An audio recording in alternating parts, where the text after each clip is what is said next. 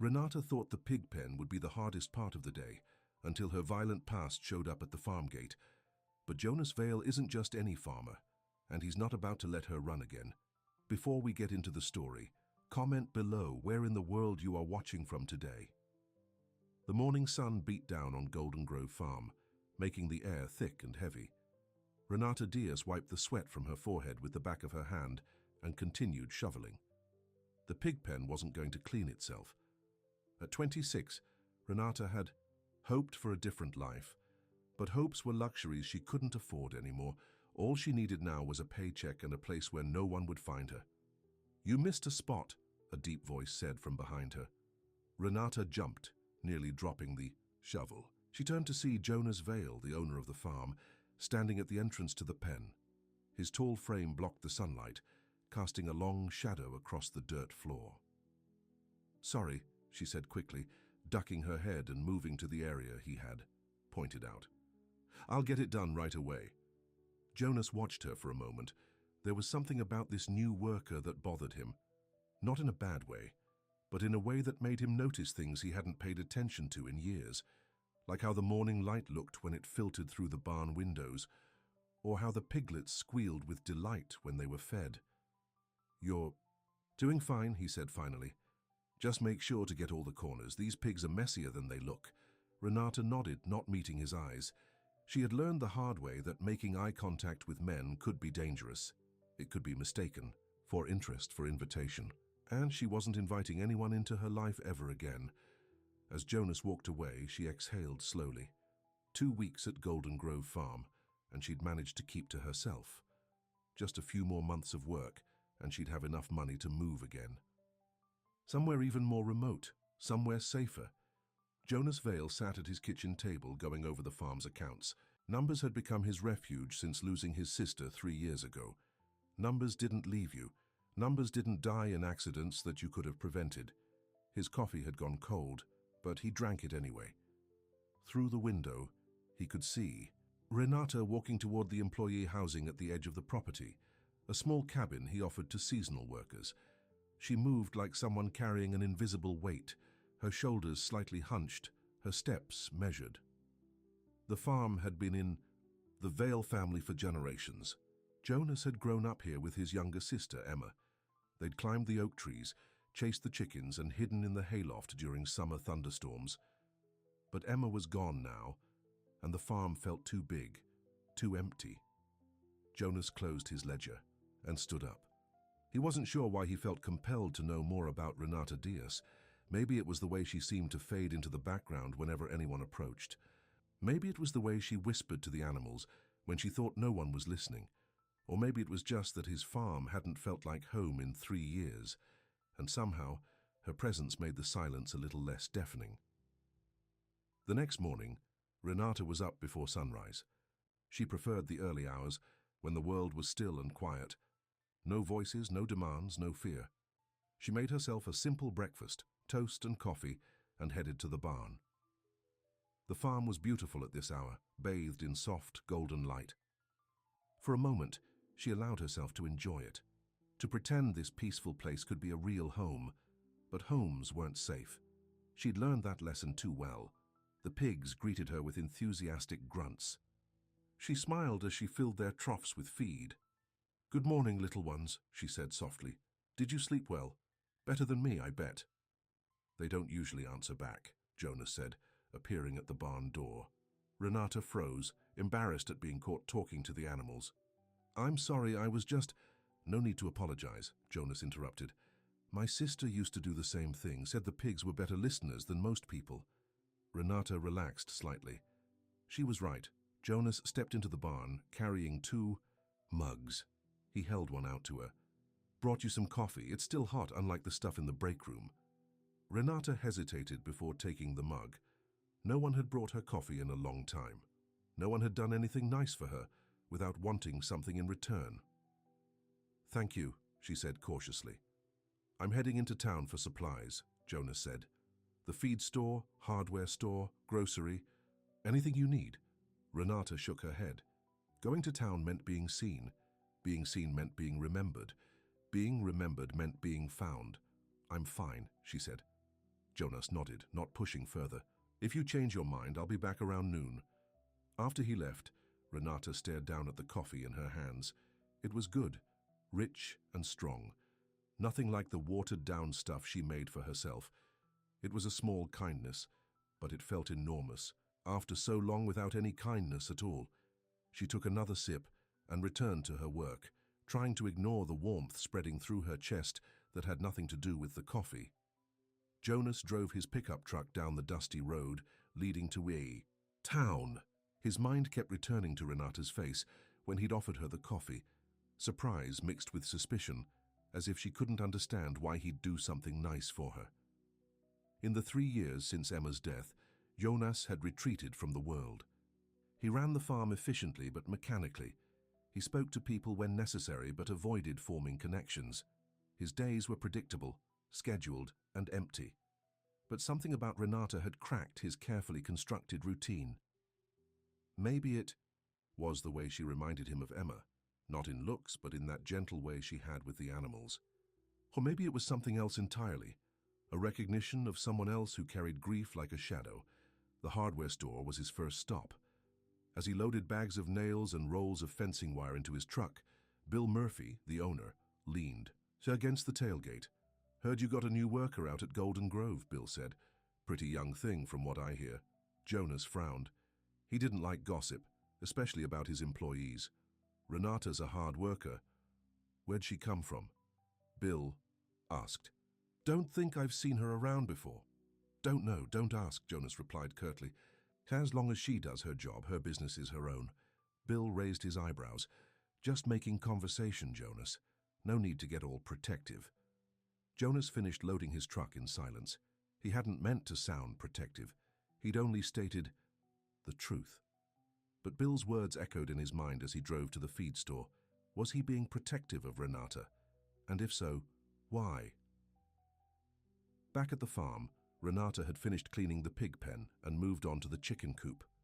The hens clucked nervously as she collected eggs, placing them carefully in a basket. "I'm not going to hurt you," she murmured, "just taking what you don't need." One of the hens, braver than the rest, pecked at her hand.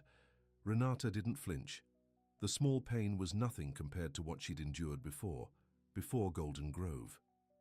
Before running. Before she'd finally found the courage to leave. Her thoughts drifted to David, as they often did when her guard was down. David, with his charming smile and his cruel hands. David, who had promised to love her forever and had nearly killed her instead. The memory of their last night together still haunted her. His rage when she'd suggested they take a break, the way his fingers had closed around her throat, the blackness. That had threatened to swallow her whole. She'd escaped while he slept, taking only what she could carry. She'd been running ever since, changing her name, her hair, her life with each new town. And now she was here, at Golden Grove Farm, cleaning coops and talking to chickens, and trying not to notice the way Jonas Vale's eyes followed her with an expression she couldn't quite read. Not anger, not desire, something else. Something that made her both curious and afraid. The sound of a truck engine pulled her from her thoughts. Jonas was back from town. Renata quickly finished collecting the eggs and headed toward the farmhouse to deliver them. As she approached, she saw Jonas unloading supplies from his truck. His movements were efficient, practiced. The muscles in his arms flexed as he lifted a heavy bag of feed. Renata looked away, reminding herself that noticing such things was dangerous. Men like Jonas, strong, quiet men who owned land and gave orders. They were used to getting what they wanted, and she had nothing left to give. "Need a hand with those eggs," Jonas called out. Renata startled. She hadn't realized he'd seen her. "No, I'm fine. Where should I put them?" "Kitchen counter is fine," Jonas said, nodding toward the house. "Door's unlocked." Renata hesitated. She hadn't been inside the farmhouse yet. Her work kept her in the barns and fields, which was exactly how she wanted it. But now Jonas was watching, waiting for her to go inside. With a deep breath, she climbed the porch steps and pushed open the door. The kitchen was large and surprisingly bright, with windows that looked out over the fields. It was clean but lived in, with mismatched chairs around a wooden table and a row of coffee mugs hanging from hooks. Renata placed the basket of eggs on the counter, then turned to leave. but something caught her eye. Her photograph on the refrigerator, Jonas and a young woman both smiling widely, their arms around each other's shoulders. They had the same eyes, the same curve to their smiles. "That's Emma," Jonas said from the doorway. "My sister." Renata jumped. "I'm sorry, I wasn't snooping." "It's okay," Jonas said, setting down a bag of groceries. "It's just a picture." But the way his voice softened when he said his sister's name told Renata it was much more than just a picture. "She looks like you," Renata said. Jonas nodded. Everyone said so. She was smarter, though, and braver. "Was?" Renata asked before she could stop herself. A shadow passed over Jonas's face. "She died 3 years ago, accident on the farm." "I'm sorry," Renata said, and she meant it. She knew what it was like to lose someone, though in her case the people she'd lost were still alive. They just weren't part of her life anymore. Couldn't be if she wanted to stay safe. Jonas shrugged, a gesture that seemed meant to dismiss the topic, but his eyes held a pain that Renata recognized all too well. "Life goes on," he said, "whether we want it to or not." Renata nodded. She knew exactly what he meant. For a moment they stood in silence, two people surrounded by loss. Then Jonas cleared his throat. "Are you hungry?" "I was about to make lunch." The offer caught Renata off guard. Lunch meant sitting together, talking. It meant letting her guard down, even if just a little. "I should get back to work," she said. "Even farmhands get a lunch break," Jonas replied. "And I made too much stew yesterday. It's better the second day anyway." Renata hesitated. It had been so long since she'd shared a meal with someone, so long since she'd allowed herself any comfort beyond what was necessary for survival. But something about Jonas's quiet offer, the simple kindness in his eyes, made her nod. "Okay, thank you." Jonas smiled, a real smile that reached his eyes and transformed his face. "Good," he said. "I hate eating alone." The stew was delicious, rich with vegetables from Jonas's garden and tender chunks of beef. Renata ate slowly, savoring each bite. She couldn't remember the last time she'd had a home-cooked meal she hadn't made herself. They ate in comfortable silence for a while, the only sounds the clink of spoons against bowls and the distant lowing of cows in the field. "How long have you had this farm?" Renata asked finally, surprising herself with the question. Jonas looked up. "It's been in my family for 4 generations. My great-grandfather built this house with his own hands. It's beautiful," Renata said honestly. "The whole farm. It feels safe," Jonas suggested. Renata's spoon paused halfway to her mouth. That was exactly what she'd been thinking, though she hadn't planned to say it. "Yes," she admitted. "It feels safe." Jonas nodded, as if her answer confirmed something for him.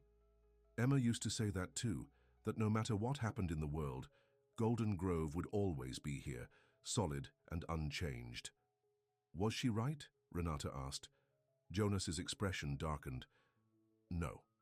Nothing stays unchanged, not even here." The pain in his voice was so raw, so familiar, that Renata found herself wanting to reach across the table and touch his hand. But she didn't. She couldn't. Instead, she changed the subject. "The pigs seem happy, especially the little one with the spot on its ear." Jonas's face softened. "That's Daisy. She's the runt of the litter, but she's got spirit." She tried to escape. "This morning," Renata said with a small smile, "I had to coax her back in with extra feed." "She does that a lot," Jonas said. "Emma used to say Daisy had big dreams beyond the pig pen." "Smart pig," Renata murmured. Jonas studied her face. "Where were you before this, Renata? Before Golden Grove?" The question, asked so directly, made Renata's chest tighten. She set down her spoon, appetite gone. "Different places," she said vaguely. "I move around a lot." "Looking for something?" Jonas asked. "Or running from something?" Renata stood up abruptly. "I should get back to work. Thank you for lunch." Jonas didn't try to stop her as she carried her bowl to the sink and rinsed it. He didn't ask any more questions, but she could feel his eyes on her back, curious and concerned. "Renata," he said as she reached the door, "whatever it is you're running from, you're safe here. I promise." Renata's hand froze on the doorknob. She wanted to believe him. wanted to trust the sincerity in his voice, but she'd trusted before and it had nearly killed her. "No one can promise that," she said softly, and stepped outside into the bright, unforgiving sunlight. That night, alone in her cabin, Renata couldn't sleep. Jonas's words echoed in her mind. "You're safe here. I promise." She got up and went to the window, looking out at the farm bathed in moonlight. In the distance, she could see a light still on in the farmhouse. Was Jonas awake too? What kept him up at night? The accident that took his sister? Or something else, something he carried alone, just as Renata carried her own secrets? For the first time in months, Renata found herself wishing she could talk to someone. Really talk without fear, without hiding. Tell someone about David, about the years of control and abuse, about the night she finally escaped. But wishes were dangerous things. They led to trust, and trust led to vulnerability, and vulnerability led to pain. Renata turned away from the window and went back to bed, pulling the covers up to her chin even though the night was warm. She needed to remember why she was here. To work, to save money, to stay hidden. Not to form connections, not to start believing in safety or kindness, or the soft look in Jonas Vale's eyes when he talked about his sister. Those things weren't for her. Not anymore. But as she drifted off to sleep, her dreams were filled with pig pens and kitchen tables, and a man who brought her coffee just because he thought she might like it. A man who promised she was safe. A man she was starting to wish she could believe. A week passed at Golden Grove Farm. The days settled into a rhythm. Early mornings in the barn, afternoons in the fields, evenings alone in her cabin. Renata kept busy, focusing on her tasks, speaking only when necessary. But despite her best efforts to maintain distance, things were changing. Jonas brought her coffee every morning now. Not with any fanfare or expectation, he would simply appear at whatever part of the farm she was working on, hand her a mug, and make some casual comment about the weather or the animals before continuing with his day. And somehow, without Renata quite realizing it, they had started having lunch together. It began with that first bowl of stew, then became a sandwich the next day, then another meal and another until it was just what they did, meeting at the farmhouse kitchen at noon, sharing food and bits of conversation that carefully avoided anything too personal. Today, Renata was mending a fence in the north field when she heard the familiar sound of Jonas's truck coming up the dirt road. She glanced at her watch, 11:30. He was back from his morning errands right on schedule. She finished hammering in the last post and gathered her tools. As she walked toward the farmhouse, she caught herself smoothing her hair and stopped abruptly. It didn't matter how she looked. This wasn't a date. It was just lunch with her boss. Jonas was unloading groceries when she reached the house. He smiled when he saw her, that same warm smile that made something flutter in her chest no matter how many times she told herself not to notice. "Perfect timing," he said. "Could you grab that last bag? It's got the bread in it." Renata nodded, and reached into the truck, taking the paper bag. Their routine was comfortable now, the awkwardness of those first few meals replaced by a tentative ease. In the kitchen, Jonas unpacked a container of soup from the local diner. "Mrs. Johnson's chicken noodle," he said, "best in the county." Renata set the bread on the counter and went to wash her hands. "It smells good." "Wait till you taste it," Jonas said. Emma used to say it could cure anything from a cold to a broken heart.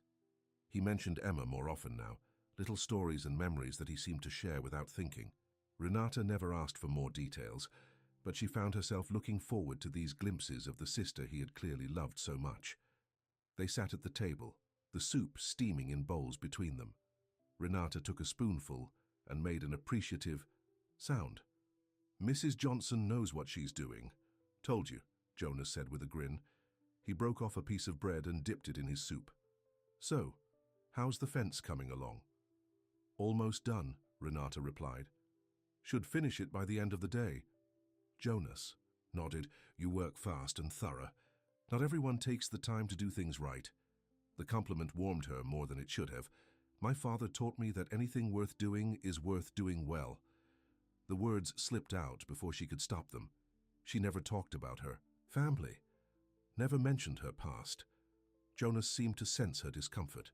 He didn't pounce on this rare personal detail, didn't ask for more. Instead, he just nodded. Sounds like a smart man. He was, Renata said softly, and then fell silent, focusing on her soup. They ate without speaking for a while, but it wasn't an uncomfortable silence. There was something peaceful about it, like they both understood that some things didn't need to be said. After lunch, as Renata was rinsing her bowl at the sink, Jonas cleared his throat. "There's a county fair this weekend," he said. "Saturday. I usually take a few of the farm's products to sell at a booth. Could use an extra pair of hands if you're interested." Renata froze. The fair meant town, people, crowds. It meant being seen, being noticed. "I don't think I can," she said, not turning around. "I was planning to clean out the storage shed on Saturday." "The shed can wait," Jonas said. "And I'd pay you extra, of course. It would be work, not—" He paused. "Not anything else." Renata turned then, meeting his eyes. He was giving her an out, a way to say yes without it meaning anything more than a job. But his eyes held something hopeful, something that made her heart beat a little faster.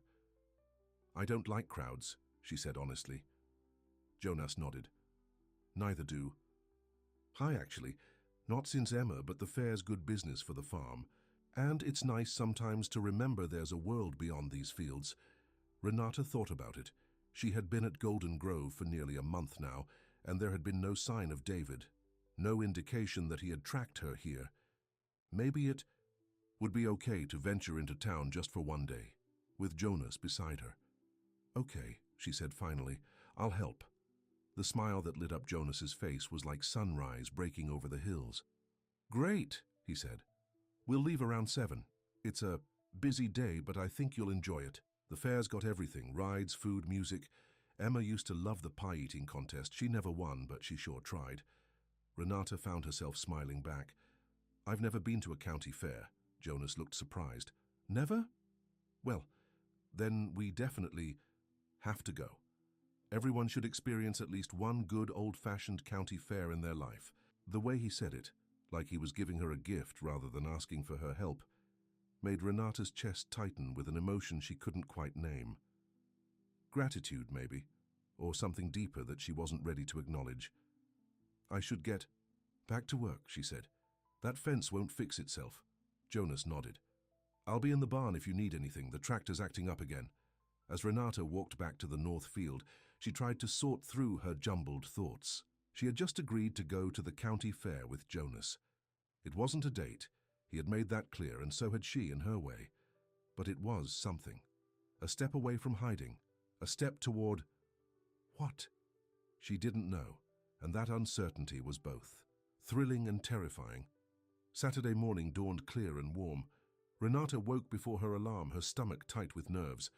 She showered and dressed carefully, choosing jeans and a simple blue blouse. Nothing too noticeable, but clean and neat. She pulled her dark hair back into a ponytail and applied just a touch of lip balm. In the small mirror above her bathroom sink, she hardly recognized herself. There was color in her cheeks, a brightness in her eyes that hadn't been there when she first arrived at Golden Grove. She looked less haunted, more present. At precisely 7 o'clock, Jonas's truck pulled up outside her cabin. Renata took a deep breath, grabbed her jacket and stepped outside. Jonas was leaning against the truck, dressed in clean jeans and a button-down shirt that brought out the blue in his eyes. He straightened when he saw her, a smile spreading across his face. "Morning," he said. "Ready for your first county fair?" Renata nodded, trying to ignore the flutter in her stomach. "What exactly will we be doing?" "Selling farm products, eggs, honey, some vegetables," Jonas explained as he opened the passenger door for her, "and answering lots of questions about organic farming from city folks who wouldn't know a turnip from a radish." Renata smiled despite her nerves. "Sounds like you're looking forward to it." Jonas laughed as he walked around to the driver's side. "It's not so bad. The food makes up for the silly questions. Wait till you try the funnel cake." The drive to town was filled with Jonas's stories about previous fairs, the year a goat got loose in the pie tent, the summer it rained so hard they had to move everything, into the high school gym, The time Emma won a stuffed bear bigger than herself at the ring toss. Renata found herself relaxing as she listened, drawn in by the way he talked about his memories.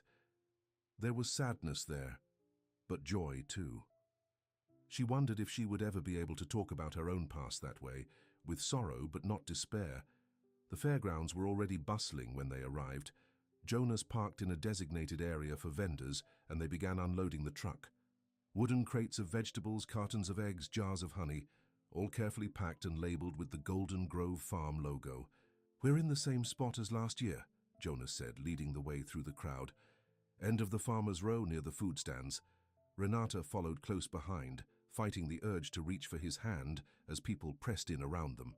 She kept her eyes down, focusing on the backs of Jonas's boots, one step then another. She could do this. Their booth was simple but attractive, with a green awning and a wooden table. Jonas quickly arranged their products, while Renata hung the price signs. Before long, customers began to approach, examining the vegetables and asking questions. To Renata's surprise, she found herself enjoying the interactions. No one looked at her with suspicion. No one seemed to be searching for anything beyond farm-fresh eggs and honey. And when a question stumped her, Jonas was right there, stepping in with an easy smile and a knowledgeable answer. By midday, they had sold half their inventory. Jonas checked his watch and turned to Renata. "Time for a break, you must be hungry." As if on cue, Renata's stomach growled. She laughed, a real laugh that bubbled up from somewhere deep inside her. "Starving, actually." "Wait here," Jonas said. "I'll get us something to eat. Any preferences?" Renata shook her head. "I trust your judgment." The words came out more meaningful than she had intended. It wasn't just about food, and they both knew it. Jonas held her gaze for a moment, then nodded. "I won't let you down." While he was gone, Renata restocked the table from their reserve. Supplies. A few customers stopped by and she handled them with growing confidence. This wasn't so bad. Being around people. Being seen. Maybe she had been hiding longer than she needed to. Jonas returned carrying 2 paper plates piled high with food, corn dogs, curly fries, and what must be the famous funnel cake dusted with powdered sugar. "Fair food," he announced with a grin. "Not exactly healthy, but definitely traditional." They sat on folding chairs behind the booth, balancing the plates on their laps. Renata bit into a corn dog and made a sound of surprise. "This is good." "Everything tastes better at the fair," Jonas said, watching her with a soft expression. "Try the funnel cake next." Renata broke off a piece of the fried dough and popped it into her mouth. The sweetness exploded on her tongue. "Oh my God," she mumbled around, the mouthful. "That's amazing," Jonas laughed. "Emma used to eat 3 of those in one day. Said it was the only time of year when calories didn't count." "Smart woman," Renata said, reaching for another piece. They ate in companionable silence, watching the crowd flow past their booth. Families with children, teenagers in groups, older couples holding hands, all enjoying the simple pleasures of the fair. "Thank you," Renata said suddenly. Jonas looked at her. "For what? The funnel cake?" Renata shook her head. "For bringing me here. For—" She struggled to find the right words. "For making me feel normal again." Jonas's expression softened. "You are normal, Renata. Whatever happened to you, whatever you're running from, it doesn't define you." The words hit her like a physical touch. She looked away, blinking back unexpected tears. No one had said anything like that to her in so long, maybe ever. Before she could respond, a woman approached their booth. "Jonas Vale.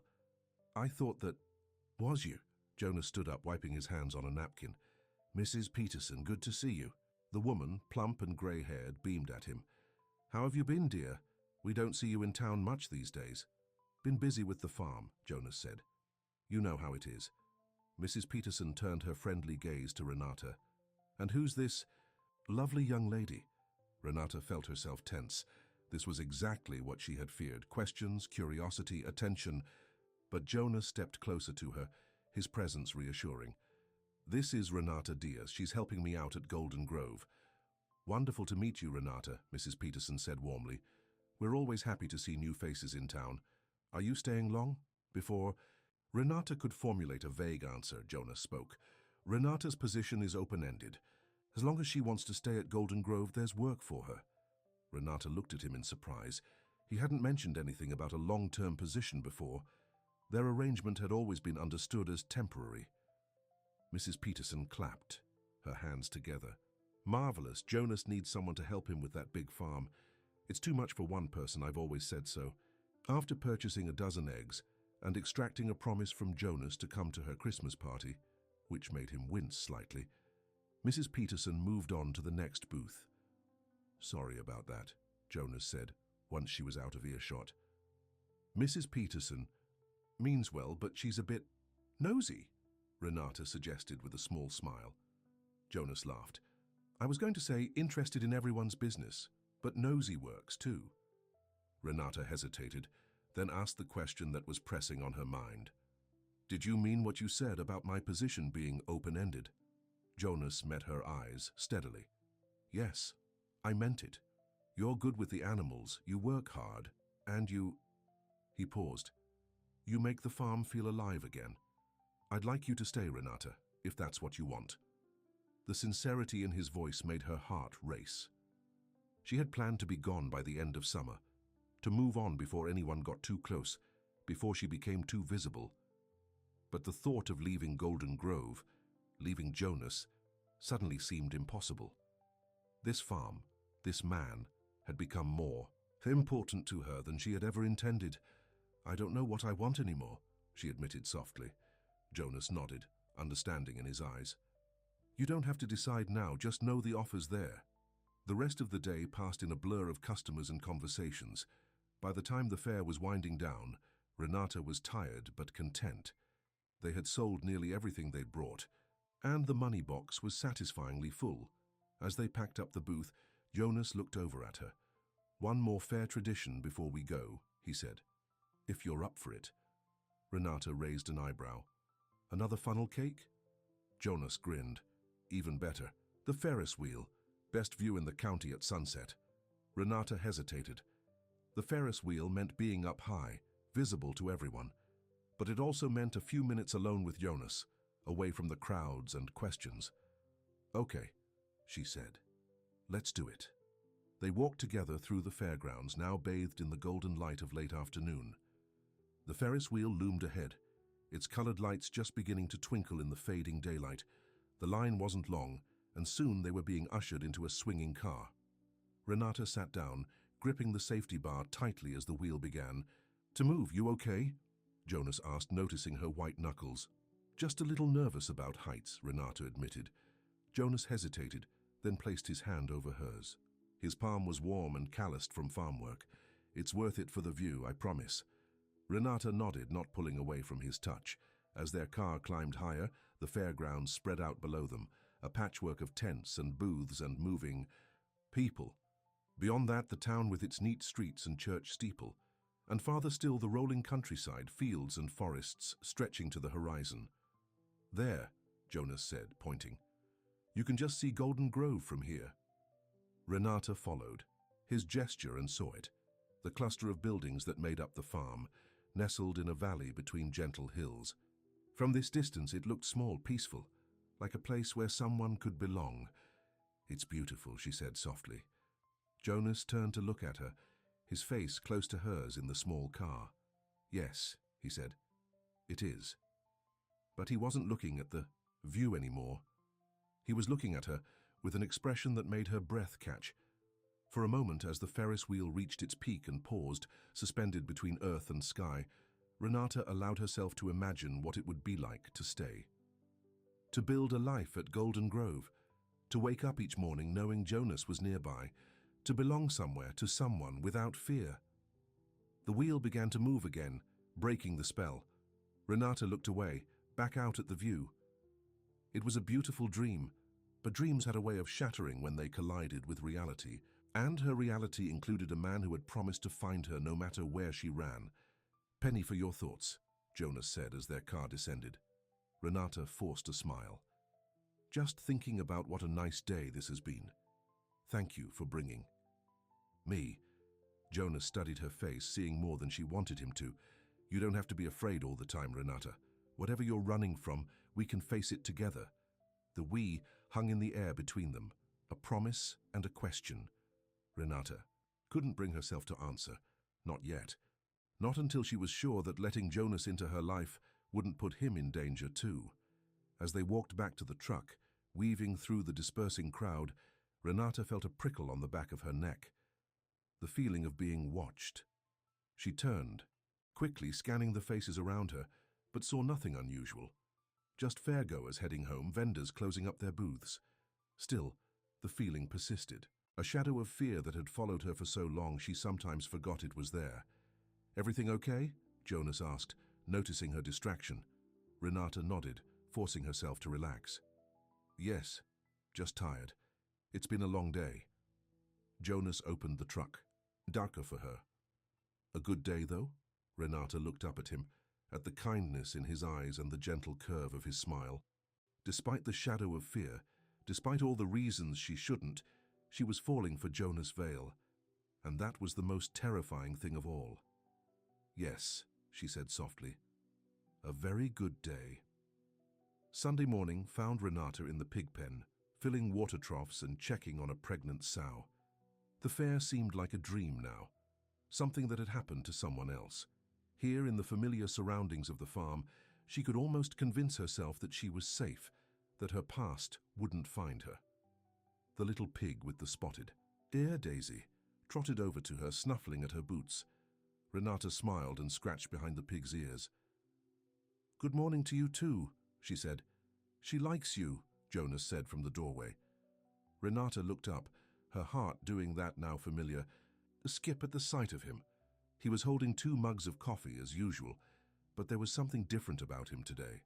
A tension in his shoulders, a tightness around his eyes. "Is everything okay?" she asked, taking the offered mug. Jonas hesitated. "Someone came by the farm early this morning, before you were up." Renata felt her body go cold. "Who?" "He didn't give a name," Jonas said. "Asked if I had any workers, specifically a woman with dark hair. Said he was looking for his fiancée who had run off." The mug slipped from Renata's fingers, shattering on the ground. Coffee splashed across her boots, but she barely noticed. "What did you tell him?" Jonas stepped closer, his eyes intense. "I told him I didn't discuss my employees with strangers." He insisted. Got a bit aggressive. I suggested he leave before I called the sheriff. "Did he?" Renata whispered. "Leave?" Jonas nodded. "He did. But he didn't look happy about it." Renata wrapped her arms around herself, suddenly freezing despite the warm morning. "What did he look like?" "Tall, well-dressed, dark hair, expensive. Watch, drove a black car, couldn't see the make. It was him. David had found her. Again, I have to go," Renata said, her voice shaking. "I can't stay here." Jonas took her by the shoulders, his touch gentle but firm. "Renata, talk to me. Was that him? The person you're running from?" She couldn't speak, could only nod, tears filling her eyes. "Did he hurt you?" Jonas asked, his voice low and fierce. Another nod. Jonas's jaw tightened. "He won't hurt you again. Not here, not while I'm around." Renata shook her head frantically. "You don't understand. He's dangerous. He'll come back, and next time the sheriff will be waiting," Jonas interrupted. "I called him after—" "That man left. Told him to keep an eye out for any strangers hanging around the farm." Renata stared at him, disbelief warring with hope. "You did that? For me?" "Of course I did," Jonas said, as if it were the most natural thing in the world. "Renata, I don't know exactly what happened to you, and you don't have to tell me until you're ready. But I know you're scared, and I know that man is the reason why. That's enough for me to want to protect you." A sob escaped Renata's throat. No one had protected her before. No one had even tried. "He'll hurt you," she whispered. "If he thinks you're keeping me from him, he'll hurt you." Jonas's expression hardened. "Let him try." The fierce protectiveness in his voice made Renata's heart swell, but fear still gripped her. David was relentless. He had resources, connections. He wouldn't give up just because a farmer and a small-town sheriff stood in his way. "I should still go," she said. "It's safer for everyone." Jonas took her hand, his warm fingers curling around hers. "Running hasn't made you safe so far. Maybe it's time to try something else. Maybe it's time to stand your ground with people who care about you by your side. People who care about you. The words echoed in Renata's mind. Was that what Jonas was saying, that he cared about her? I'm scared, she admitted, the words barely audible. Jonas squeezed her hand. I know, but you're not alone anymore, Renata, and sometimes that makes all the difference. He was right. She had been alone for so long, carrying her fear like a weight around her neck, always looking over her shoulder, always ready to run. It was exhausting, and it hadn't worked. David had found her anyway. Maybe it was time for a different approach. Maybe it was time to stop running and start fighting. Okay, she said finally. I'll stay for now, but we need to be careful. Relief flooded Jonas's face. We will be, I promise. He was still holding her hand, his thumb tracing small circles on her palm. The simple touch sent warmth spreading through Renata's body, pushing back the cold fear. There's something else, Jonas said. Something I've been wanting to tell you. Renata looked up at him, at the emotion in his eyes. What is it? Jonas took a deep breath. Since you came to Golden Grove, things have been different, better. You make me remember what it feels like to care about someone, to look forward to tomorrow instead of just getting through today. The words hung between them, heavy with meaning. Renata's heart pounded in her chest. Jonas, you don't have to say anything, he interrupted gently. I know this isn't the right time with everything else going on. I just wanted you to know that you matter to me, that you're not just an employee or even just a friend. You're more than that. Renata didn't know how to respond. Part of her wanted to throw herself into his arms, to tell him that he mattered. To her too, more than she had ever expected or intended. But another part held back, weighed down by fear and doubt. Could she really allow herself to care about someone again? To be vulnerable? To risk everything? Before she could find the words, the sound of a car engine cut through the morning quiet. They both turned toward the barn door. Are you expecting anyone? Renata asked, tension returning to her body. Jonas shook his head, his expression grim. No. Stay here. He moved toward the door, but Renata grabbed his arm. No. Wait. Let me see. Who it is first. Cautiously, she approached the barn door and peered out. A police car was pulling up in front of the farmhouse. A man in a sheriff's uniform stepped out, looking around.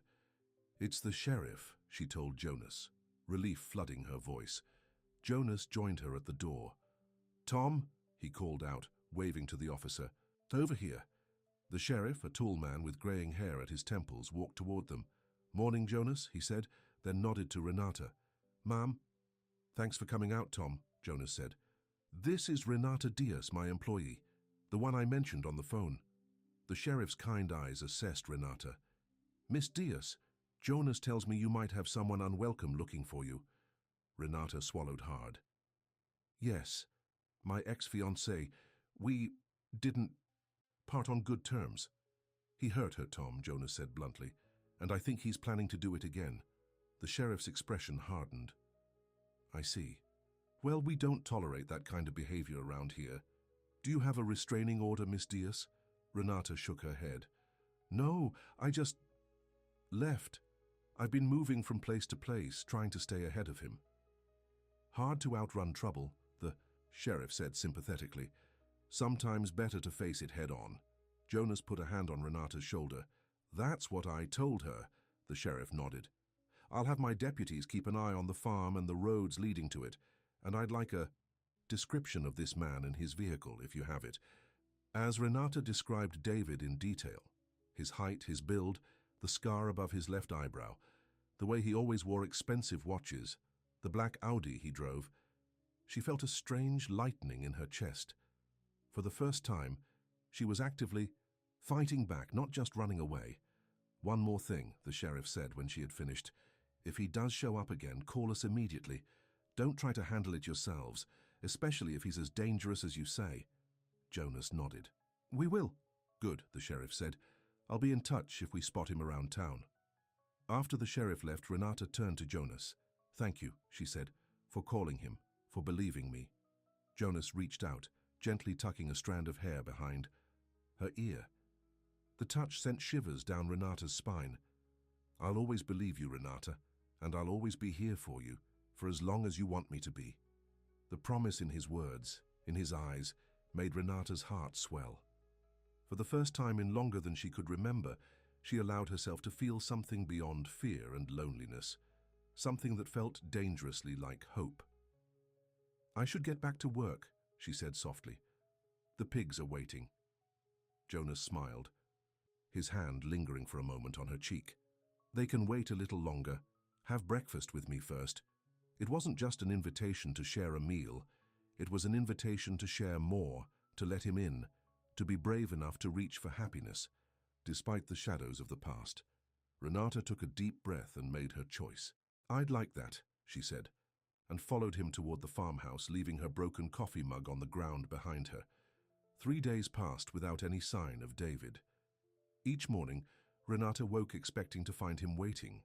Each night she went to bed surprised that another day had ended safely, but despite the sheriff's patrols and Jonas's reassurances, she couldn't shake the feeling that David was still out there, watching, waiting for his moment. She tried to focus on her work, on the simple rhythm of farm life that had become so precious to her. But her eyes constantly scanned the horizon, and every distant car engine made her heart race. Jonas noticed her tension. He stayed close, finding reasons to work in whatever part of the farm she was in, making sure she was never alone for too long. He didn't hover or make her feel trapped. Somehow he understood exactly what she needed, not to be controlled, but to be supported. They hadn't spoken again about his confession in the barn, that she mattered to him as more than an employee or friend.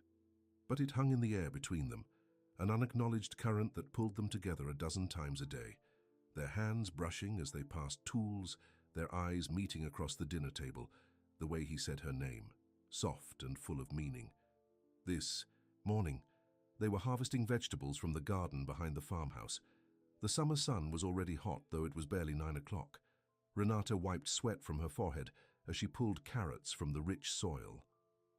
"We should finish before noon," Jonas said, kneeling beside her with a basket for the harvested vegetables. "Then maybe go for a swim in the creek. It's going to be a scorcher today." Renata glanced at him, trying not to notice the way his t-shirt clung to his shoulders.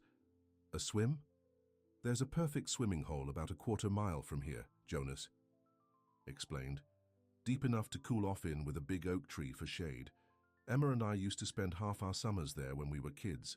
The idea was tempting. It had been ages since Renata had gone swimming, felt cool water against her skin, allowed herself that simple pleasure. "I don't have a swimsuit," she said. Jonas shrugged. "Shorts and a t-shirt work fine, or there are probably some of Emma's.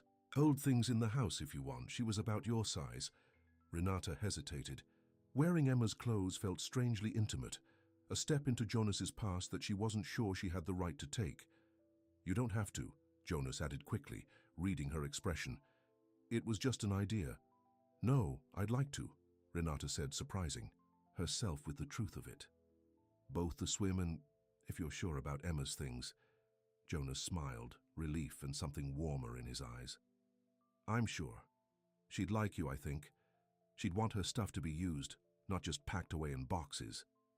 They worked in companionable silence for the next hour, filling baskets with carrots, tomatoes, and summer squash. The simple, productive task helped Renata relax, pushing thoughts of David to the back of her mind. Here, with dirt under her fingernails, and Jonas working beside her, she could almost believe she was just a normal woman living a normal life. When the last row was harvested, Jonas stood and stretched, his back arching. "Perfect timing. It's getting too hot out here." They carried the vegetables to the cool cellar beneath the farmhouse, where they would stay fresh until taken to market. Then Jonas led Renata upstairs to a bedroom that had clearly belonged to Emma. The room was neat, but not sterile, a space preserved rather than abandoned. Photographs lined the dresser, showing a young woman with Jonas's smile and bright, mischievous eyes.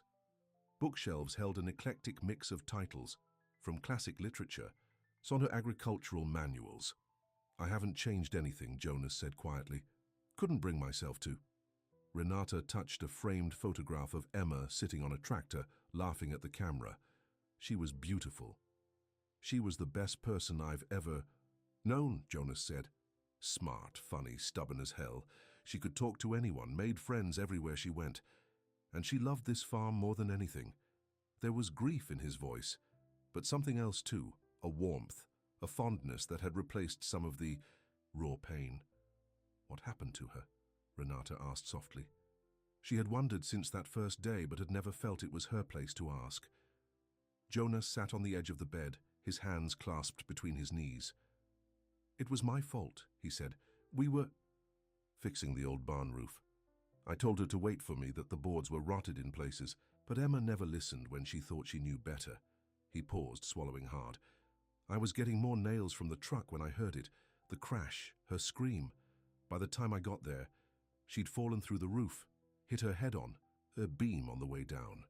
Renata sat beside him, close enough that their shoulders touched. "Jonas, that wasn't your fault.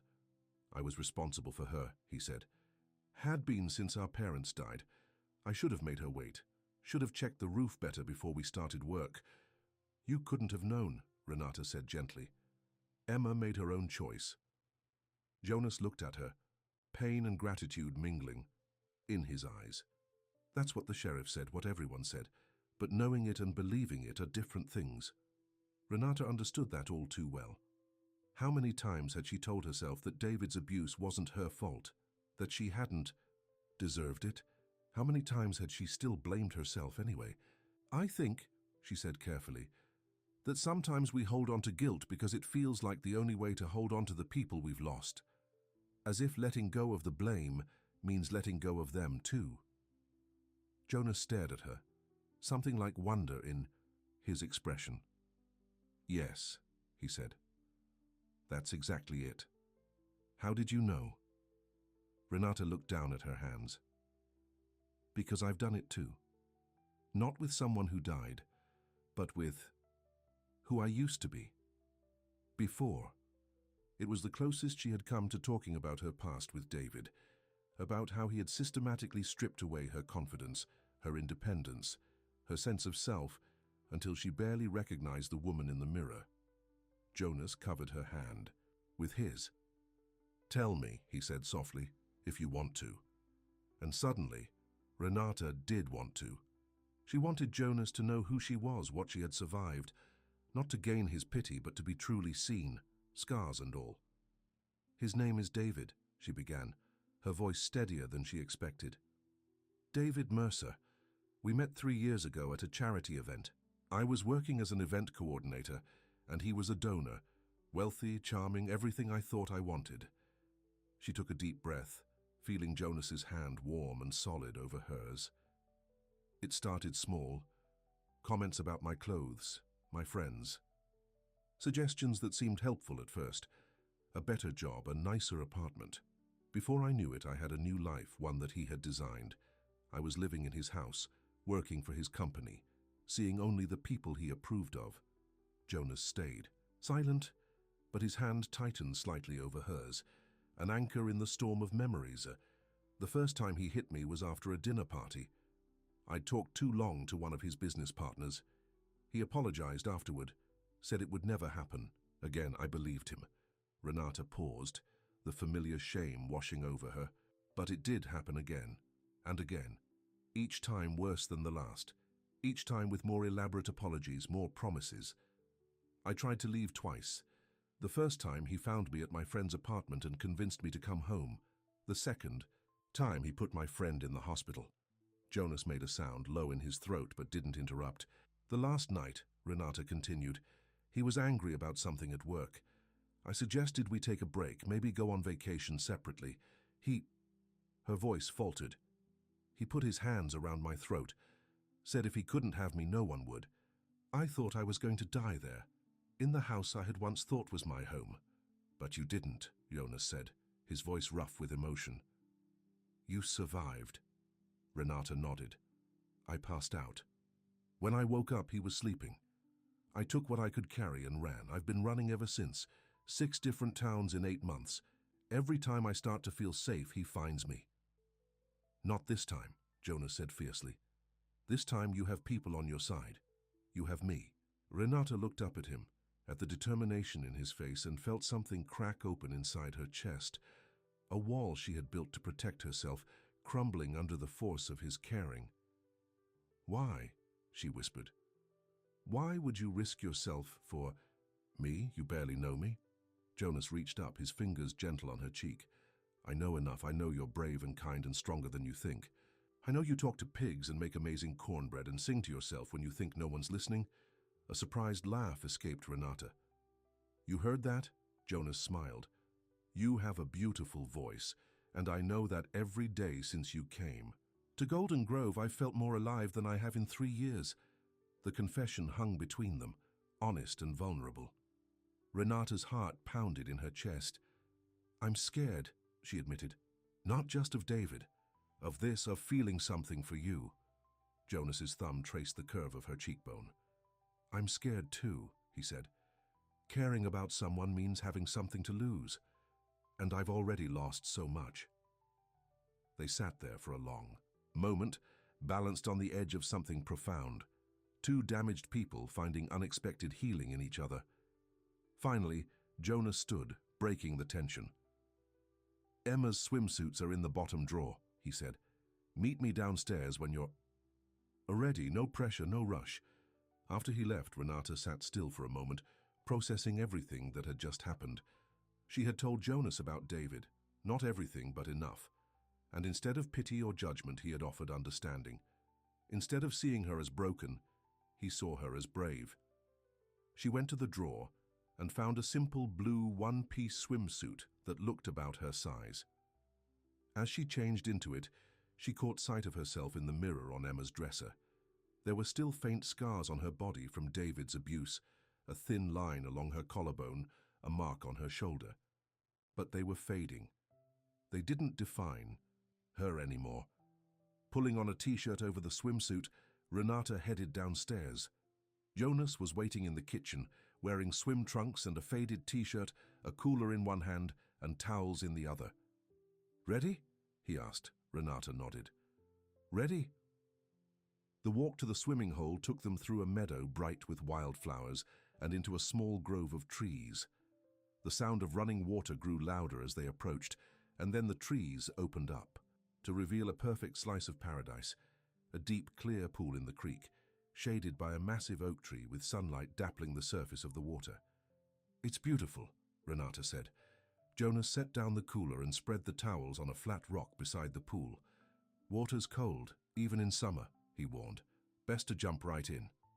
To demonstrate, he pulled off his t-shirt and dove into the pool with a clean, graceful arc. He surfaced with a whoop, pushing wet hair back from his face. "Come on in." Renata hesitated only a moment before pulling off her own shirt. The sun felt good on her skin, warm and healing. She walked to the edge of the rock and looked down at Jonas treading water below. "Jump," he encouraged. "I'll catch you." It seemed like he was talking about more than just the swim. Renata took a deep breath and jumped, the air rushing past her for one exhilarating moment before she hit the water. It was cold, shockingly so, but refreshing after the heat of the morning. She surfaced with a gasp, laughing despite herself. "Told." "You, it was cold," Jonas said, swimming closer. "It's perfect," Renata replied, meaning it. They swam for a while, racing from one end of the pool to the other, floating on their backs to look up at the patches of blue sky visible through the oak branches. For the first time in months, Renata felt truly free, weightless in the water, unburdened by fear, simply existing in a perfect moment. Eventually, they climbed out and sat on the warm rock, eating sandwiches Jonas had packed in the cooler. I used to come here every day after Emma died," Jonas said, looking out at the water. "Just sit and think about all the summers we spent here as kids, all the plans we had for the farm." "What kind of plans?" Renata asked. "Emma wanted to expand, organic vegetables, honey, maybe a farm-to-table restaurant someday. She had big dreams." Jonas smiled sadly. "After she died, I couldn't bear to think about any of it. Just focused on keeping the farm running, nothing more." "And now?" Renata asked. Jonas looked at her, his eyes warm. "Now, I'm starting to think about the future again, about what could be instead of what's been lost." The way he said it, the way he looked at her, made it clear that she was part of that future he was imagining. The realization should have terrified her. Instead, it filled her with a cautious hope. "I'd like to help," she said softly. "With the farm, with Emma's plans, if you want." Jonas reached for her hand, his fingers intertwining with hers. "I want that more than anything." For a long moment they just sat there, hands clasped, the sun warming their skin, the sound of the creek filling the silence.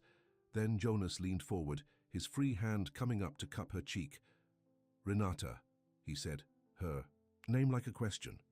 She answered by closing the distance between them, her lips meeting his in a gentle kiss. It was brief, sweet, a promise rather than a demand. When they pulled apart, Jonas was smiling, a look of wonder on his face. "I've been wanting to do that since you coaxed Daisy back into her pen that first week," he admitted. Renata laughed. "Really? Even with the mud and the smell?" "Even then," Jonas said. "Especially then. You were so gentle with her, so patient.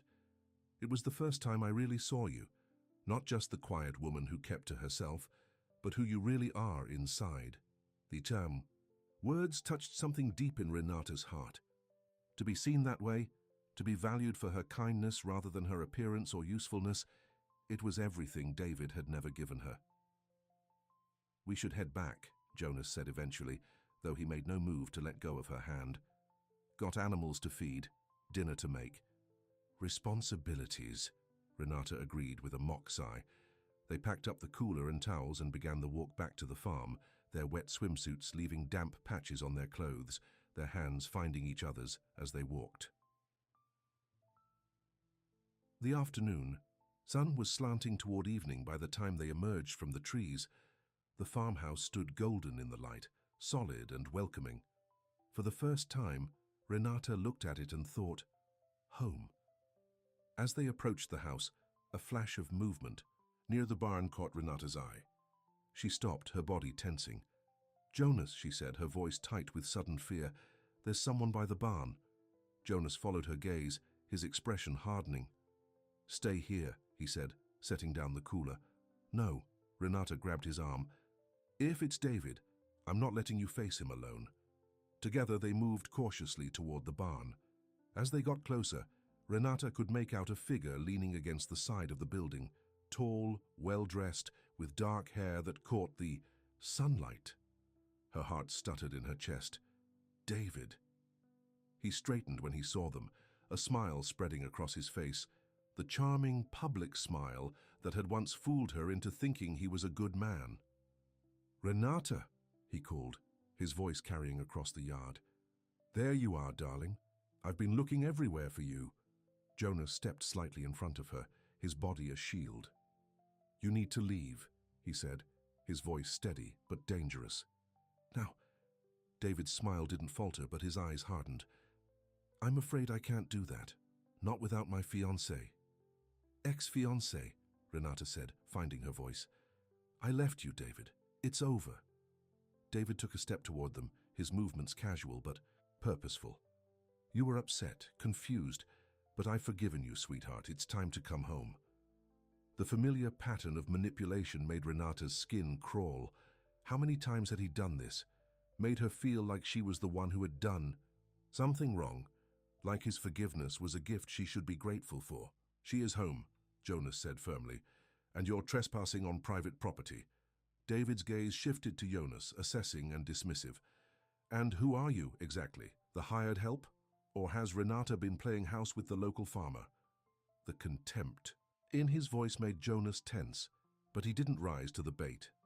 "I'm the man asking you to leave my property before I call the sheriff."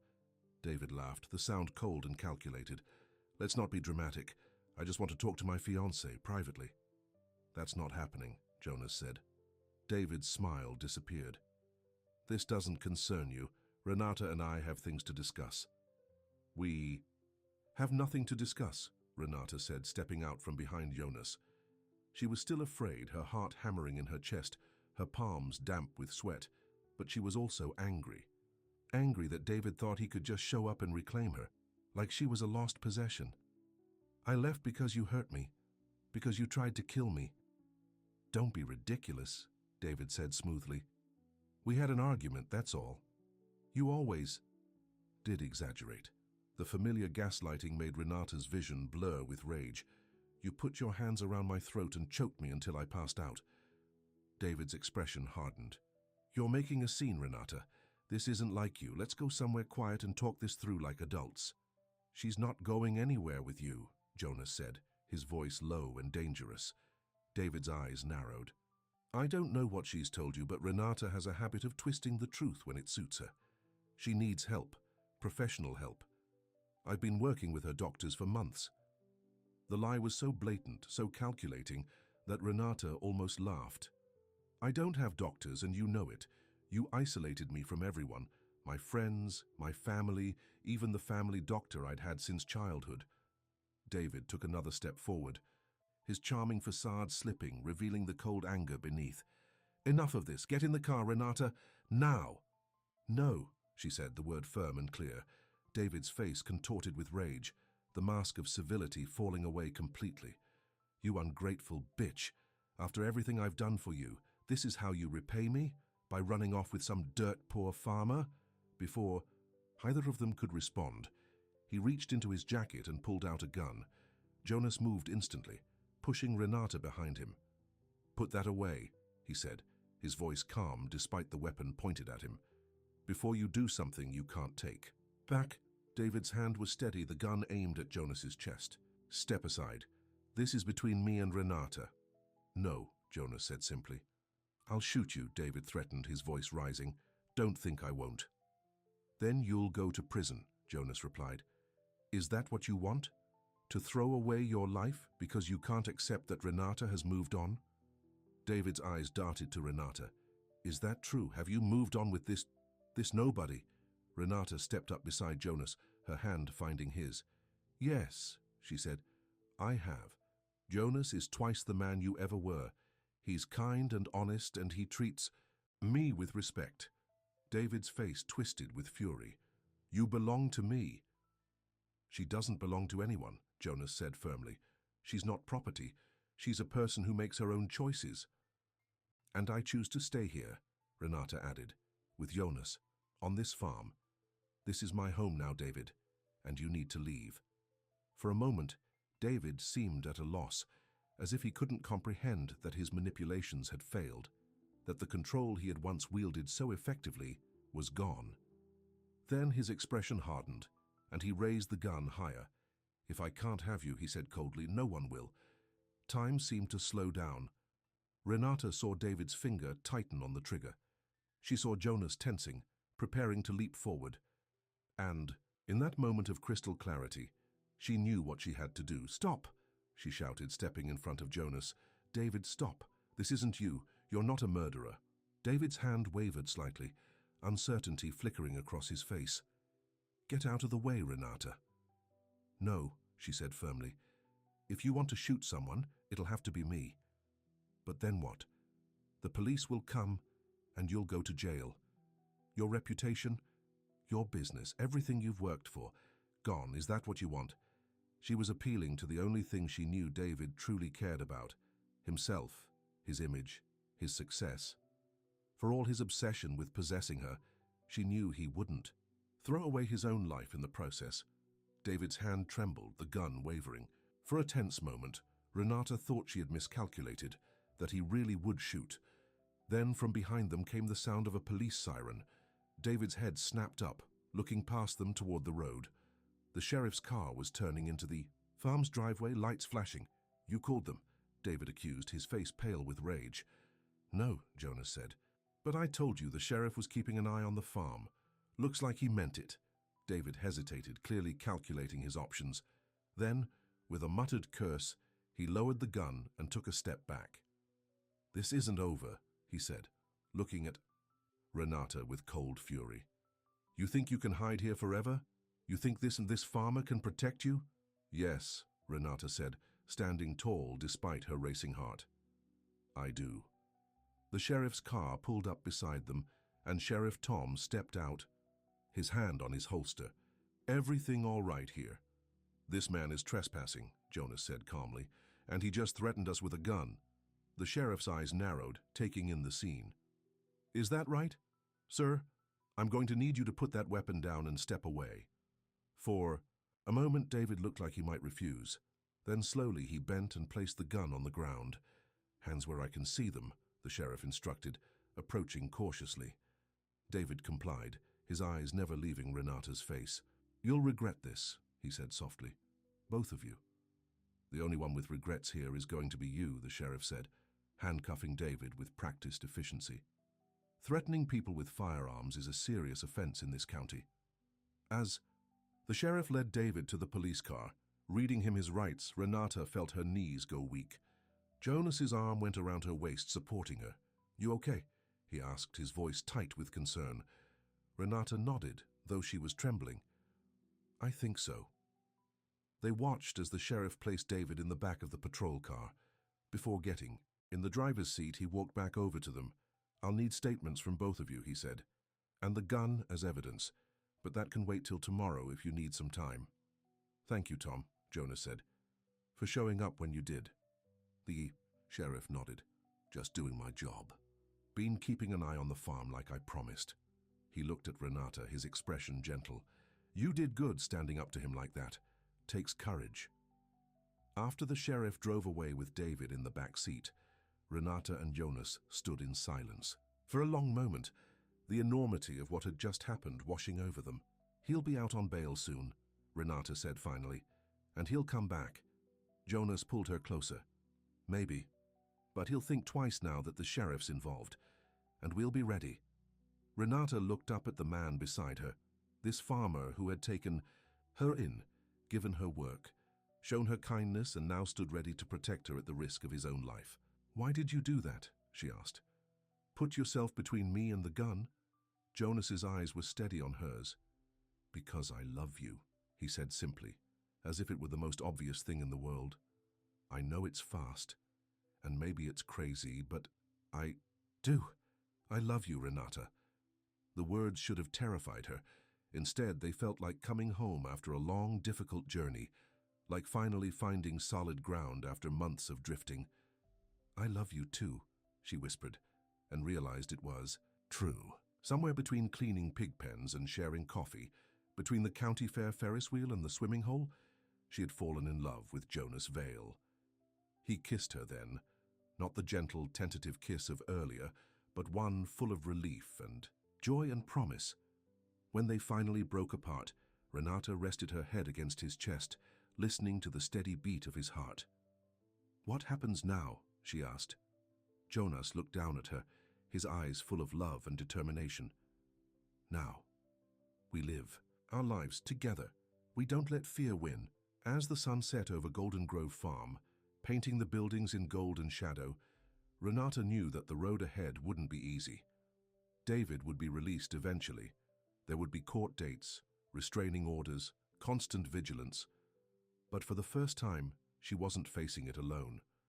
She had Jonas, she had a home, she had love, and that made all the difference. The next morning, Renata and Jonas drove to the sheriff's office to give their statements about what had happened with David.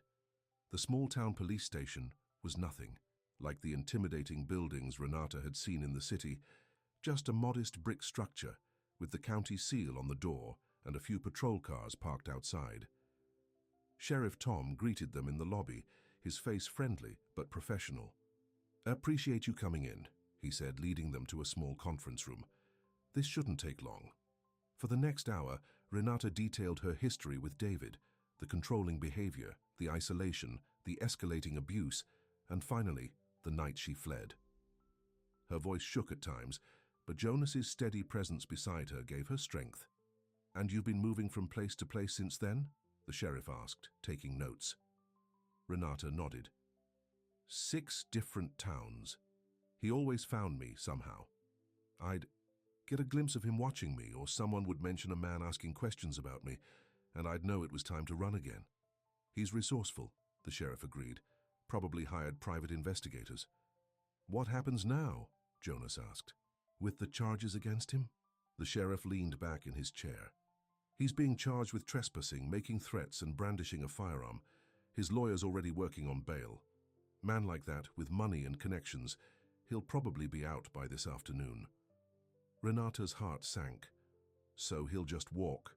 Free after everything?" For now, the sheriff said, but the charges are serious, and more importantly, you've broken the pattern. You stood your ground, got law enforcement involved. That changes things. We'd like to file for a restraining order, Jonas said. The sheriff nodded. Already got the paperwork ready for you, and I've spoken with Judge Wilson. She takes domestic violence cases very seriously. She'll make sure it's processed quickly. Thank you, Renata said softly. The sheriff's expression softened. Miss Diaz, I've been doing this job for 20 years. Seen too many women trapped in situations like yours. The fact that you got out, that you're still standing, that takes real courage. His words touched something deep inside Renata. She had spent so long seeing herself as weak, as a victim. But maybe there was strength in survival, in getting up each time life knocked her down. What about the restraining order? Jonas asked. How much protection will it really provide? It's a legal document, not a force field, the sheriff admitted. But it gives us grounds to arrest him immediately if he comes near you or the farm. And it creates an official record of his behavior, which will be important if this goes to trial. By the time they left the sheriff's office, Renata had signed all the necessary paperwork for the restraining order. She felt drained, but oddly lighter, as if putting her experiences on the official record had somehow lessened their power over her. You did great in there, Jonas said as they walked to his truck. I'm proud of you. Renata smiled, taking his hand. It felt good to tell. Someone official, to be believed. Of course you were believed, Jonas said, squeezing her hand. You're telling the truth. Such a simple statement, but it meant everything to Renata. After years of David twisting her words, making her doubt her own experiences, having someone simply accept her truth was profoundly healing. As they drove back to the farm, Renata gazed out the window at the familiar landscape. Rolling hills, neat fences, grazing cattle. A month ago, this had all been new and strange. Now it felt like home. What are you thinking about? Jonas asked, glancing over at her. How quickly things change, she replied. How a place that was just a hiding spot has become somewhere I want to stay. Jonas smiled. Golden Grove has a way of growing on people. It's not just the farm, Renata said softly. It's you. Jonas reached across the seat, taking her hand. We make a good team. The simple statement warmed Renata from the inside out. A team, partners, equals. Everything her relationship with David had never been. When they arrived back at the farm, Renata was surprised to see a silver car parked in front of the farmhouse. Are you expecting someone? She asked. Jonas frowned. No, stay in the truck for a minute. But before he could get out, the farmhouse door opened, and a woman stepped onto the porch, tall, elegant, with grey-streaked dark hair pulled back in. A neat bun. Mom? Jonas said, his voice filled with surprise. Renata watched as Jonas got out of the truck and approached the woman. There was tension in his shoulders, a hesitancy in his steps that she hadn't seen before. What are you doing here? He asked, stopping at the bottom of the porch steps. Hello to you too, Jonas, the woman replied, her voice cool but not unkind. I called several times. When you didn't answer, I decided to come see for myself what was going on. I've been busy, Jonas said. The woman's eyes moved past him to the truck where Renata still sat. So I see. Renata realized she couldn't hide in the truck forever. Taking a deep breath, she opened the door and stepped out. Jonas turned at the sound. Renata, this is my mother, Elizabeth Vale. Mom, this is Renata Diaz. She works here at the farm. Elizabeth Vale's assessing gaze moved over Renata, taking in every detail. Works here? Is that all? Jonas sighed. Can we have this conversation inside? It was a long morning at the sheriff's office. Elizabeth's eyebrows rose. Sheriff's office, Jonas, what's going on? It's a long story, Jonas said, and I'd rather tell it once, sitting down, with coffee. Inside the farmhouse, Renata felt awkward and out of place. Elizabeth Vale moved through the kitchen with the ease of someone who knew it well, despite what Jonas had told Renata about his mother rarely visiting since Emma's death. The place looks good, Elizabeth commented as she prepared coffee. Better than the last time I was here. When was that? Jonas asked. Emma's funeral? The words were pointed, and Renata saw Elizabeth flinch slightly. I've been by since then. Once, maybe twice, Jonas said. You made it pretty clear you couldn't stand to be here anymore. Elizabeth set 3 mugs on the table with more force than necessary. That's not fair, Jonas. This place, it holds too many memories. It holds our family's history, Jonas replied. Everything Mom and Dad built, everything Emma loved, and everything that took both of them from me, Elizabeth said softly. First your father's heart attack out in that field, then Emma's accident. Can you blame me for staying away? The pain in the woman's voice was so raw, so familiar to Renata, that she found herself speaking without thinking. I understand, she said. Sometimes places hold too much grief. Both Jonas and Elizabeth turned to look at her, as if they had forgotten she was there. Yes, Elizabeth said after a moment. Exactly. She studied Renata with new interest. How long have you been working here, Miss Diaz? About 6 weeks, Renata replied. And please call me Renata, Elizabeth nodded. And you were at the sheriff's office this morning because Jonas and Renata exchanged a look. My ex-fiancé found me, Renata explained. He came to the farm yesterday, threatened us. The sheriff arrested him. Threatened you how? Elizabeth asked sharply. With a gun, Jonas said. He's dangerous, Mom, abusive. Renata's been running from him for months. Elizabeth's expression softened as she looked at Renata. I'm so sorry, dear. That must have been terrifying. There was genuine compassion in her voice, and Renata felt some of her tension ease. It was, but Jonas, he stood by me, protected me. Elizabeth glanced at her son, something complicated passing over her face. He's like his father, that way, loyal to a fault. It's not a fault, Jonas said quietly. Elizabeth sighed. No, I suppose it isn't. She took a sip of her coffee. So this man who threatened you, will he be coming back? Probably, Renata admitted. We filed for a restraining order, but those are just pieces of paper, Elizabeth finished. For her. I know. My sister went through something similar years ago. We'll handle it, Jonas said firmly. Elizabeth studied her son's face for a long moment. You care about her, she said. Not a question, but a recognition. Jonas met his mother's, gazed steadily. I love her. The simple declaration hung in the air. Renata felt her cheeks warm, but a sense of pride and joy bloomed in her chest. Jonas wasn't hiding what he felt for her, not even from his mother. Elizabeth looked between them, her expression unreadable. Then, surprisingly, she smiled. Well, it's about time. What? Jonas asked, clearly caught off guard. It's been 3 years, Jonas, Elizabeth said gently. 3 years of you shutting yourself away on this farm, carrying all that guilt about Emma. I've been worried sick about you. You have a funny way of showing it, Jonas muttered. Elizabeth sighed.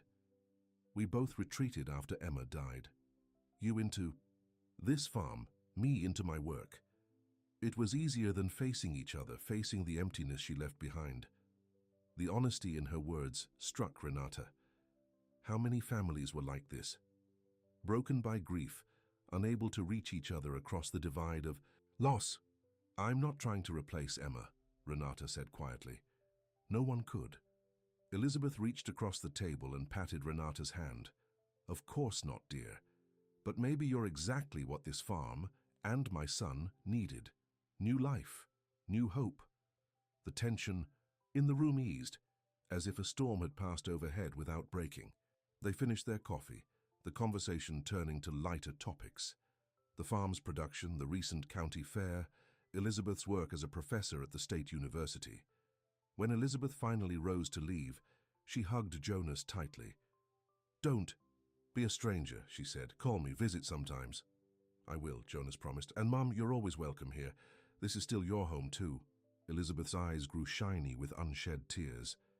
Thank you, she said softly. Then she turned to Renata. It was lovely to meet you, Renata. Take care of each other. After Elizabeth left, Renata and Jonas stood on the porch, watching her car disappear down the driveway. That went better than I expected, Jonas admitted. Renata leaned against him. She loves you. She's just been hurting too. Jonas put his arm around her shoulders. When did you get so wise? Must be all that pig farming, Renata said with a smile. gives you perspective." They laughed together, the sound carrying across the farmyard. It felt good to laugh, to find moments of joy even in the midst of uncertainty, because the uncertainty remained. David was still out there. The restraining order would be in place soon, but as the sheriff had said, it was just a piece of paper. And knowing David, he wouldn't give up easily. Yet somehow, standing there with Jonas, Renata couldn't bring herself to be afraid. Not the way she had been before. Something had shifted inside her when she stood up to David, when she chose to stop running and start fighting back. "What should we do now?" she asked. Jonas kissed the top of her head. "Well, the animals still need feeding. The vegetables need harvesting. Life goes on, life goes on." Such a simple phrase, but so profound. Through grief, through fear, through love, life goes on. And for the first time in a long time, Renata was glad of it. The next few weeks passed in a new rhythm, mornings working side by side on the farm, afternoons planning, sometimes for the farm's future, sometimes for their own safety. Evenings, spent together cooking dinner, talking, simply being. The restraining order came through as promised. David was released on bail, but forbidden from coming within 500 feet of Renata or Golden Grove Farm. The sheriff arranged for regular patrols past the property, and Jonas installed security cameras at the main entrance and around the farmhouse. "Feels like we're preparing for a siege," Renata commented as Jonas finished mounting the last camera. "Better safe than sorry," he replied. "And honestly, I should have done this years ago. Rural farms are easy targets." Renata knew he was trying to normalize the precautions, to make her feel less like they were living under a constant threat. She appreciated the effort, even as she remained vigilant, always aware that David might be watching, waiting. But life at Golden Grove was too full, too rich to be overshadowed by fear. There were animals to care for, crops to tend, plans to make. Jonas had begun talking more seriously about Emma's ideas for the farm, expanding the vegetable production, adding beehives, maybe even opening a small farm stand by the road.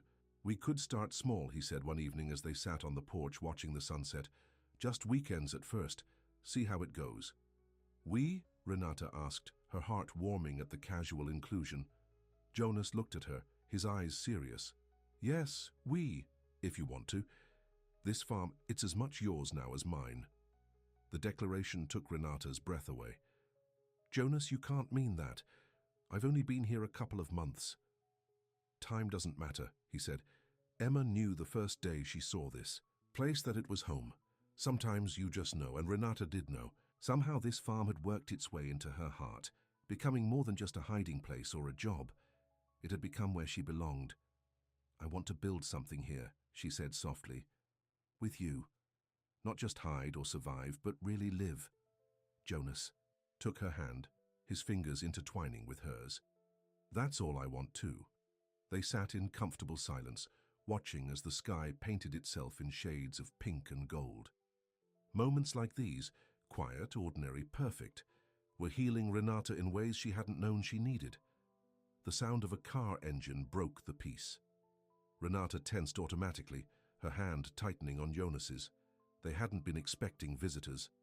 "It's okay," Jonas said, peering down the driveway. "It's just the sheriff." Sure enough, Sheriff Tom's patrol car was making its way up to the farmhouse, but something about the way he was driving, faster than usual with purpose, made Renata's stomach. Not with apprehension. "Something's wrong," she murmured. They stood as the sheriff pulled up and got out of his car. His expression was grim. "Evening, Sheriff," Jonas called. "Everything all right?" Sheriff Tom shook his head as he approached the porch. "Afraid not. Just got word that David Mercer skipped his bail hearing this morning. No one's seen him since yesterday." Renata felt the blood drain from her face. "He's gone?" "His lawyer claims he doesn't know where he is," the sheriff said. "But I thought you should know. We've got an APB out for him, but he could be anywhere," Renata finished, "including here." The unspoken fear hung in the air. "I've arranged for extra patrols," the sheriff continued, "and I'd advise both of you to be extra careful. Don't go anywhere alone if you can help it." "We won't," Jonas assured him. "Thank you for letting us know." After the sheriff left, Renata and Jonas checked all the doors and windows, making sure everything was locked. The security cameras showed nothing unusual around the farm, but the knowledge that David was out there unaccounted for cast a shadow over the peaceful evening. "Maybe I should leave," Renata said as they got ready for bed. "Just for a while. If he's looking for me—" "No," Jonas interrupted firmly. "That's what he wants, to make you run again, to isolate you. We stay together, we face this together." Renata knew he was right. Running hadn't kept her safe before, and the thought of leaving Jonas, leaving Golden Grove, made her heart ache. This was her home now. She wouldn't let David take it from her. Still, she slept fitfully that night, haunted by dreams of David finding her, hurting Jonas, destroying everything she had come to love. She woke before dawn, the room still dark, her heart racing. Beside her, Jonas slept peacefully, his face relaxed in sleep. Renata studied him in the dim light, the strong line of his jaw, the gentle curve of his lips, the small scar above his eyebrow from a childhood fall. She had memorized every detail, treasured every part of him. Quietly, careful not to wake him, she slipped out of bed and pulled on her robe. The farmhouse was silent as she made her way downstairs to the kitchen. She needed coffee, needed to clear her head and calm her nerves. As the coffee brewed, Renata looked out the window at the farm, just visible in the pre-dawn light. The barn, the fields, the oak tree by the drive, all familiar now, all precious. A movement near the barn caught her eye, something or someone moving in the shadows. Renata's heart stuttered. Probably just one of the farm cats, she told herself, or a raccoon. But the memory of the sheriff's warning was too fresh to ignore. She reached for her phone, ready to call Jonas upstairs, when the kitchen door burst open behind her. Renata whirled around, a scream rising in her throat, only to be cut off as a hand clamped over her mouth. David stood there, his eyes wild, his expensive clothes rumpled from travel. "Hello, darling," he said, his voice a terrible parody of affection. "Miss me?" Renata struggled against his grip, but he was stronger, pushing her back against the counter. "Stop fighting," he hissed. "I'm taking you home now." He dragged her toward the door, but Renata fought with everything she had, kicking, clawing, making as much noise as possible through his muffling hand. This was her home, and she would not be taken from it without a fight. Her elbow connected with his ribs, hard enough to make him grunt in pain. His grip loosened just enough for her to twist away, to scream Jonas's name at the top of her lungs. David lunged for her again, his face contorted with rage. "Shut up! You're mine! Do you understand? Mine!" "She belongs to herself," Jonas's voice came from the doorway, cold and dangerous. "And you're trespassing again." David spun around. Jonas stood there, a shotgun in his hands, pointed steadily at David's chest. "Put that down," David sneered. "You don't have the guts to use it." "Try me," Jonas said, his voice level. "You broke into my home. You put your hands on the woman I love. In this state, that's all the justification I need." Something in Jonas's tone, the absolute certainty, the controlled fury, made David hesitate. For the first time, Renata saw fear flicker across his face. "This isn't over," he said, backing toward the door. "Yes, it is," Jonas replied. "Renata, call the sheriff." Renata reached for the phone on the counter, never taking her eyes off David. "It's over, David," she said, her voice steadier than she felt. "You've lost." David's eyes darted between them, calculating, desperate. Then, with a sudden movement, he lunged toward Renata. The shotgun blast was deafening in the small kitchen. David fell, clutching his leg, blood seeping through his fingers. "You shot me," he screamed, his voice high with shock and pain. "You actually shot me." "Be grateful I aimed for your leg," Jonas said grimly. "Now stay down." Renata finished dialing the sheriff, her hands shaking but her voice clear as she explained what had happened. By the time she hung up, David had gone pale, his arrogance replaced by fear and pain. "He's losing a lot of blood," she said to Jonas. Despite everything David had done, everything he had put her through, Renata couldn't simply watch him bleed. She grabbed a clean dish towel and knelt beside him, pressing it firmly against the wound. David looked up at her, confusion in his eyes. "Why are you helping me after everything?" "Because I'm not like you," Renata said simply. "I never was." The sheriff arrived within minutes, followed closely by an ambulance. As the paramedics worked on David, Sheriff Tom took statements from Renata and Jonas. He violated the restraining order, broke into your home, and assaulted Miss Diaz, the sheriff summarized. Plus, he skipped bail on the previous charges. He's looking at serious time. Will it stick? Jonas asked. He's got money, influence. The sheriff nodded grimly. It'll stick. Too many witnesses, too much evidence, and Judge Wilson, like I said, takes domestic violence very seriously. He won't be walking free anytime soon. As they watched the ambulance drive away with David inside, handcuffed to the gurney, a deputy, riding along, Renata felt a strange mixture of emotions wash over her. Relief, certainly, but also a kind of sadness for the man David could have been, for the relationship that had started with such promise and ended in violence and fear. You okay? Jonas asked, his arm around her shoulders. Renata nodded. I will.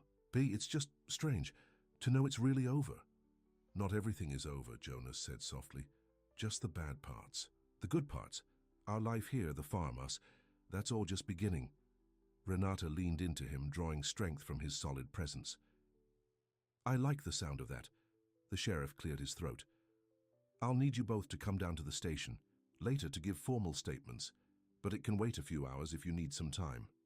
Thank you, Sheriff, Jonas said, for everything. After the sheriff left, Renata and Jonas sat on the porch steps, watching as the farm came alive with the rising sun. The animals would need feeding soon. The day's work would begin. Life would go on. I was so afraid, Renata admitted. Not just of David, but of letting myself love you, of believing I could have this life. Jonas took her hand. I was afraid too. After Emma died, I didn't think I deserved to be happy again. Didn't think I had the right. And now? Renata asked. Jonas smiled, the morning light catching in his eyes. Now I think maybe happiness isn't something you earn or deserve.